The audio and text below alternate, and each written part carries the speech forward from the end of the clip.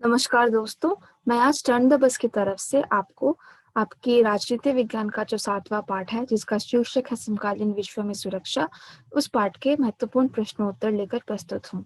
आज हम ऐसे प्रश्नों के बारे में जानेंगे जो आपकी परीक्षा में काफी बार पूछे जा चुके हैं और वो क्यों महत्वपूर्ण है और हम उसके कैसे जवाब देंगे। तो आइए शुरू करते हैं। तो एक सबसे जो सवाल हमेशा पूछा जाता है 1 अंक या फिर 2 अंक में, वो ये है कि सुरक्षा को परिभाषित कीजिए। अ, तो क्योंकि पूरा पाठ ही सुरक्षा के इर्द-गिर्द घूमता है और जैसा कि हमने सुरक्षा के बारे में बहुत ही विख्यात रूप से पहले चर्चा भी की है, तो मुझे आशा होगा कि सुरक्षा अभी तक हम समझ चुके हैं। लेकिन फिर भी मैं आपको बता दूँ कि सुरक्षा को अगर हम लोग सीधे सरल भाषा में समझाएँ तो इसका मतलब है कि खतरों से आज़ादी। लेकिन क्योंकि हमने पहले ही पढ़ा था कि खतरा मतलब किस तरीके का खतरा है, क्योंकि खतरा तो कुछ भी हो सकता है। तो सिर्फ़ वैसे ही खतरे जो हमारी जो हमारी हमें बहुत ज़्यादा क्षति पहुँचाते हैं।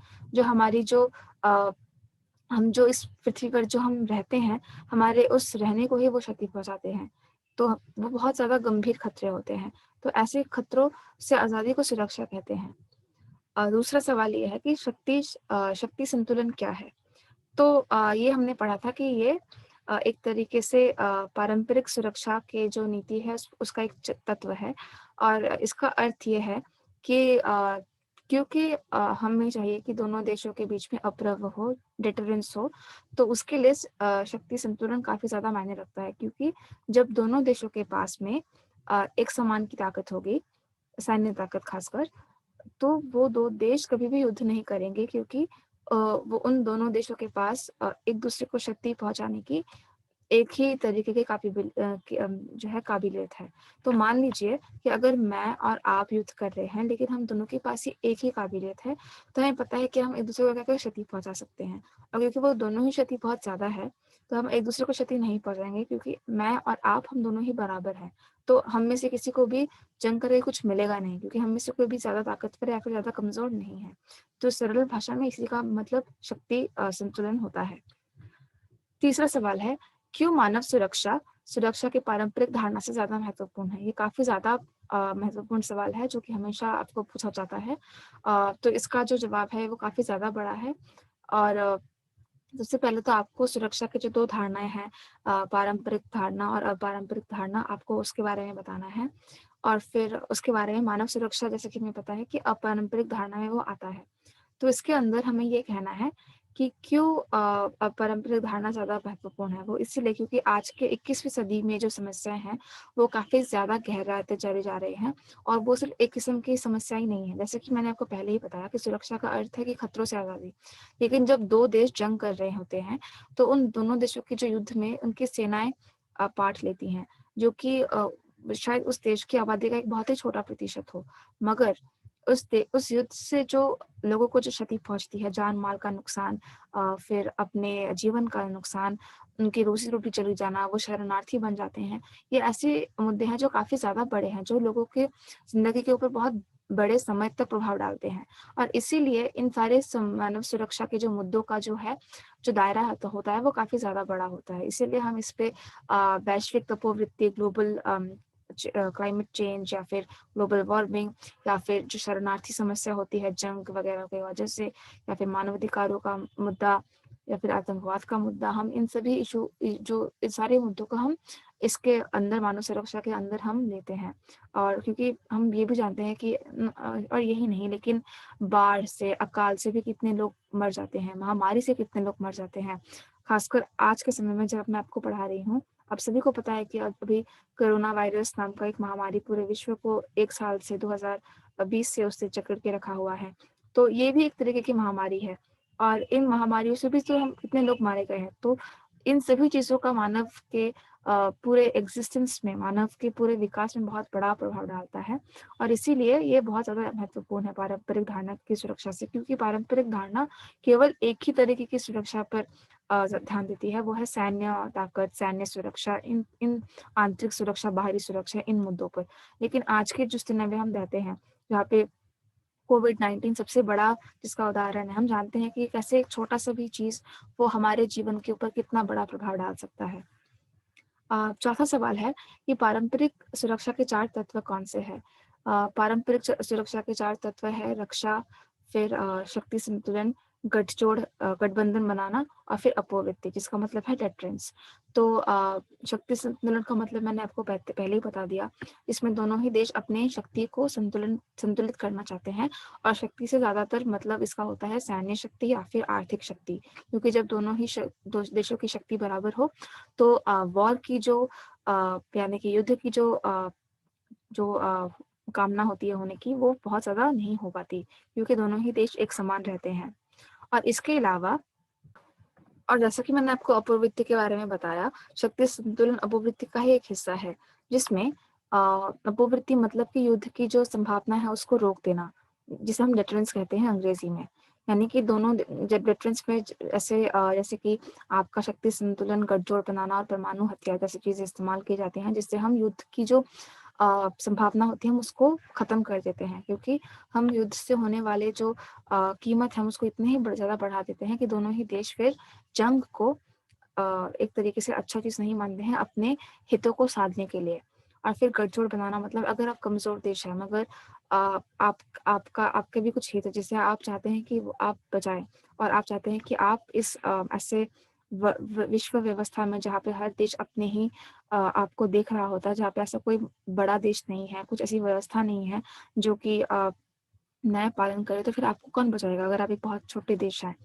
तो उस चीज के लिए छोटे देश बड़े देशों के साथ में गठजोड़ करते हैं, गठबंधन बनाते हैं, जिसमें बड़े देश इन छोटे देशों की सहायता करते हैं, आर्थिक हो या फिर सैन्य हो या फिर दूसरा कुछ और इसमें बड़े देशों का भी फायदा होता है, क्योंकि बड़े देशों को भी फिर अपना जो उनकी जो ताकत है वो ज्यादा उसका एक तरीके से इस्तेमाल कर सकते हैं। और फिर तो फिर हमने इसमें पढ़ लिया गठबंधन बनाना, शक्ति संतुलन, अपोवृत्ति, और फिर रक्षा। रक्षा मतलब अपने आप को बचाना, अगर ऐसा कोई सैन्य स्थिति अगर आ गई तो। भारत की सुरक्षा नीति के 4 तत्व बताइए। तो भारत, जैसे कि हम जानते हैं, बहुत ही बड़ा देश है, तो भारत को हर बहुत सारी तरीके की सुरक्षा समस्याओं से जूझना पड़ा है। तो इनमें ऐसी समस्याएं हैं जो हम एक तरीके से पारंपरिक और अपारंपरिक धारणा, इन दोनों के अंदर ही हम हमारी सुरक्षा नीति को हम देख सकते हैं, क्योंकि भारत ने इन दोनों ही कैटेगरीज के अंदर की जो सिक्योरिटी थ्रेट्स हैं, जो सिक्योरिटी सुरक्षा रिलेटेड जो मुद्दे हैं, उन्होंने इस देश ने उन दोनों ही चीजों को झेला है। तो जैसे कि मान लीजिए कि अगर हम पारंपरिक सुरक्षा कहें तो हमारे देश में बहुत ज्यादा लोग गरीब हैं, उनके पास खाने को कुछ नहीं होता है, बहुत सारे बच्चे पाठशालाएं नहीं जाते हैं, और बहुत सारे बच्चों के पास जो बेसिक चीजें होती हैं, कपड़ा, पानी, मकान, वो सब नहीं होता। और फिर बहुत सारे लोगों के पास घर नहीं होता। तो हमने पढ़ा कि कैसे ये सारी चीजें भी एक मानव के जो पूरे अस्तित्व को वो परेशान करती हैं, कैसे बहुत सारे देश हमारे देश में बीमार रहते हैं। और इसके अलावा पारंपरिक सुरक्षा भी अगर हम देखें तो सैन्य सुरक्षा भी देखें तो भारत को हमेशा सैन्य खतरा उसके आसपास के पड़ोसी देशों से हमेशा ही रहा है, खासकर पाकिस्तान और चीन से। अगर आप समाचार देखते हैं तो हमें पता ही होता है कि भारत के जो सीमाओं में क्या क्या होता है। तो भारत को बहुत सारी तरीके की समस्याओं से जूझना पड़ा है। तो इसमें भारत की सुरक्षा नीति इसलिए सभी इस पारंपरिक धारणा और अपारंपरिक धारणा, इन दोनों को ही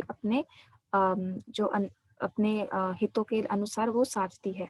तो भारत का सबसे पहला सुरक्षा नीति का जो तत्व है वो ये है कि अपनी शक्ति की काबिलियत को बढ़ाना, जिसमें हम ये जो पढ़ते हैं कि कैसे भारत के पास परमाणु हथियार है, भारत के पास एक बहुत ही शक्तिशाली सेना है, चाहे वो सेना हो, नौसेना हो या फिर वायुसेना हो।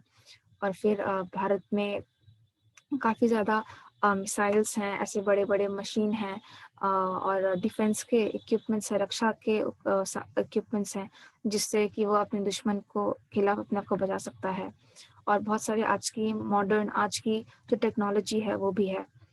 साथ ही साथ जो दूसरा सुरक्षा तत्व है भारत का वो ये है कि कैसे जो अंतर्राष्ट्रीय संगठन है, अंतर्राष्ट्रीय जो संधियां हैं, उनको ताकतवर करना, और कैसे उनमें भारत का अपना हित साधना।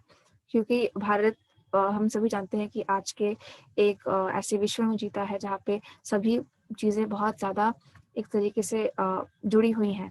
तो ऐसे जुड़े हुए विश्व में अपने आप को उस विश्व पटल पर अच्छे तरीके से ले जाना भी काफ़ी ज़्यादा महत्वपूर्ण हो जाता है और इसीलिए भारत हमेशा चाहता है कि वो ऐसे संगठनों का इस्तेमाल करे अपने हितों को साधने के लिए, लेकिन दूसरों को भी मदद करने के लिए। तो भारत हमेशा चाहता है कि वो ऐसे संगठनों का इस्तेमाल करे अपनी बात को रखने के लिए। तीसरा है कि वो भारत चाहता है कि उसके अंदर के जितने भी भारत की सुरक्षा नीति के जो तीसरा तत्व है, वो ये है कि भारत के अंदर के जितने भी सुरक्षा से जुड़े हुए मसले हैं, वो खत्म हो जाएँ, वो कम हो जाए। जैसे कि हम जानते हैं कि भारत के पूर्वोत्तर राज्यों में या फिर जम्मू कश्मीर का इलाका हो, वहाँ पे या फिर जो जंगल के इलाके हैं छत्तीसगढ़, मध्य प्रदेश, पश्चिम बंगाल, बिहार में, वहाँ पे नक्सली आंदोलन चला है और माओवादी वहाँ पे रहते हैं। जम्मू कश्मीर में आतंकवाद का मसला है, नॉर्थ पूर्वोत्तर राज्यों में विद्रोह का मसला है, नागालैंड में खासकर। तो भारत में ऐसे कुछ आंतरिक मुद्दे भी हैं जिससे भारत चाहता है कि अगर ये मुद्दे सुलझ जाएँ तो फिर भारत के लिए काफ़ी ज़्यादा अच्छा होगा। और चौथा तत्व भारत की सुरक्षा नीति में ये है कि भारत चाहता है कि भारत के जो लोग हैं, उनमें जो गरीबी है वो कम हो, बिकॉज़ भारत में काफ़ी ज़्यादा ऐसे लोग भी हैं जो बहुत ज़्यादा गरीब हैं। तो भारत हमेशा चाहता है कि जो लोगों की जो रहने-सहने की जो व्यवस्था है, उनकी जो रहने-सहने का जो तरीका है वो ज़्यादा अच्छा हो, लोगों में असमानता कम हो और ज़्यादा लोगों के पास पैसा हो, बिकॉज़ क्योंकि जितना भी उनके पास पैसा आएगा, उतनी ही उनकी जो रहने की जो व्यवस्था है वो अच्छी होगी। और आखिरी प्रश्न है, वो ये है कि खतरों के नए स्रोत के बारे में बताइए। तो हमने पढ़ा कि आजकल जो खतरे हैं, वो कहीं से भी हो सकते हैं। खतरों का जो दायरा है, वो काफ़ी ज़्यादा बढ़ चुका है। तो इसके अंदर हमने आतंकवाद और फिर वैश्विक तपोवृत्ति, शरणार्थी समस्या, मानवाधिकार समस्या के बारे में पढ़ा। तो परीक्षा में जब आप इनके बारे में लिखेंगे, तो आपको हर चीज़ के बारे में आतंकवाद क्या होता है, हमने पढ़ा कि आतंकवादी समूह जो हैं, वो हिंसा का उपयोग करते हैं अपने राजनीतिक मांगों को पूरा करने के लिए और फिर हमने देखा है कि किस तरीके से पूरे विश्व में आतंकवाद एक बहुत ही वैश्विक एक समस्या है, चाहे वो अमेरिका में 9/11 का अटैक हो या फिर भारत में 26/11। कैसे आतंकवादी समूहों ने मासूम लोगों की जान लेने की कोशिश करी है अपने राजनीतिक गोल्स, अपने राजनीतिक सिद्धांत साधने के लिए। और फिर कैसे आतंकवाद ने कितने लोगों की जान ली है, कितने लोगों को मासूम अनाथ कर दिया है, बेघर कर दिया है। और फिर हम जानते हैं कि कैसे रोहिंग्या समस्या हो या फिर सीरिया में जो समस्या है, कैसे कितने लोग शरणार्थी बन गए अपने ही देश में, उन्हें अपने देश से बाहर जाके रहना पड़ा। तो ऐसे बहुत सारे खतरों के नए स्रोत हैं, चाहे वो महामारी ही क्यों ना हो, अभी कोविड का समय चल रहा है, कैसे कोविड एक महामारी जिसने पूरे विश्व को इतना झकझोर कर रख दिया। तो जो खतरों की जो स्रोत है वो बढ़ते ही जा रहे हैं। तो आपको इन सभी के बारे में बहुत ज़्यादा डिटेल्स के साथ में गहराई के साथ में आपको परीक्षा में लिखना होगा। और इसके लिए आप ज़्यादा से ज़्यादा समाचार देखिए, ज़्यादा से ज़्यादा पढ़िए, बिकॉज़ जितना आप पढ़ेंगे उतना आपको जानकारी मिलेगी। धन्यवाद और आज के लिए इतना ही।